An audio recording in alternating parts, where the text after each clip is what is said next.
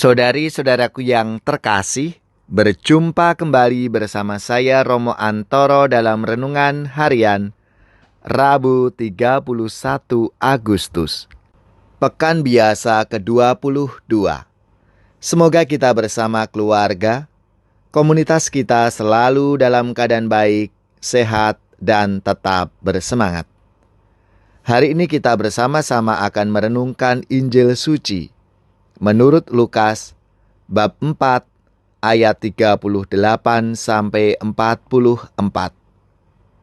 Marilah kita mengawali renungan kita dengan tanda kemenangan Kristus. Dalam nama Bapa dan Putra dan Roh Kudus. Amin. Setelah meninggalkan rumah ibadat di Kapernaum, Yesus pergi ke rumah Simon. Adapun ibu mertua Simon demam keras, dan mereka meminta kepada Yesus supaya menolong dia. Maka ia berdiri di sisi perempuan itu, lalu menghardik demamnya. Dan penyakit itu pun meninggalkan dia. Perempuan itu segera bangun dan melayani mereka. Ketika matahari terbenam, semua orang membawa kepadanya orang-orang sakit yang menderita bermacam-macam penyakit. Ia pun meletakkan tangannya atas mereka masing-masing dan menyembuhkan mereka. Dari banyak orang keluar juga setan-setan sambil berteriak, "Engkau adalah Anak Allah." Lalu ia dengan keras melarang mereka dan tidak memperbolehkan mereka berbicara, karena mereka tahu bahwa ia adalah Mesias. Ketika hari siang, Yesus berangkat dan pergi ke suatu tempat yang sunyi. Tetapi orang banyak mencari dia, lalu menemukannya dan berusaha menahan dia supaya jangan meninggalkan mereka.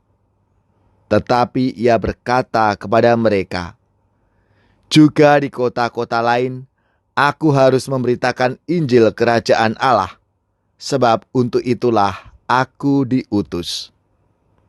Dan ia memberitakan Injil dalam rumah-rumah ibadat di Yudea.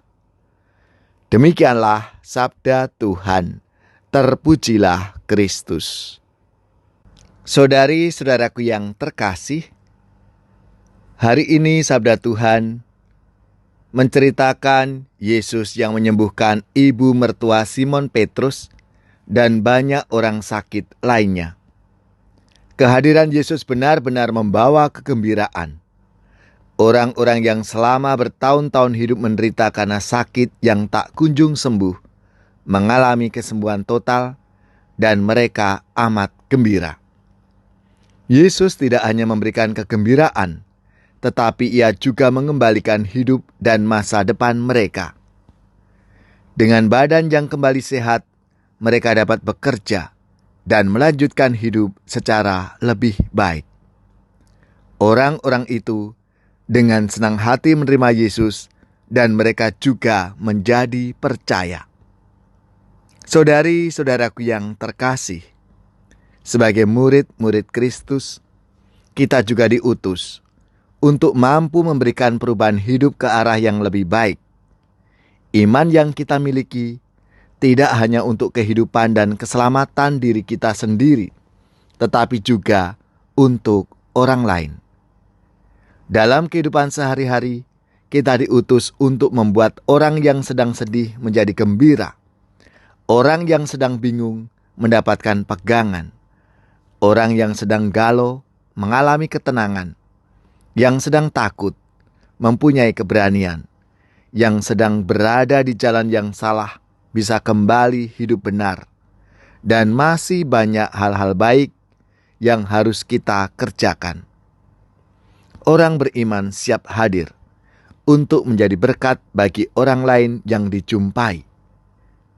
Allah Bapa yang Maha Baik, semoga kami menjadi pribadi-pribadi yang berguna bagi keluarga, komunitas, tempat kerja, dan lingkungan hidup kami. Semoga kehadiran kami menjadi berkat bagi setiap orang yang kami jumpai dalam kehidupan kami setiap hari. Andaikan aku fahami bahasa semuanya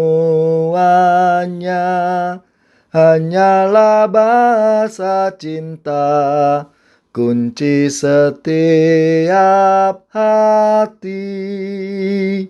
Ajarilah kami Tuhan, bahasa cinta kasih.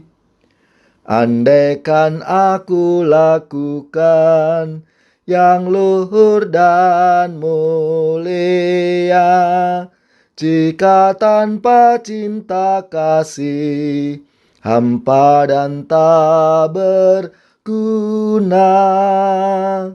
Ajarilah kami Tuhan, bahasa cinta kasih.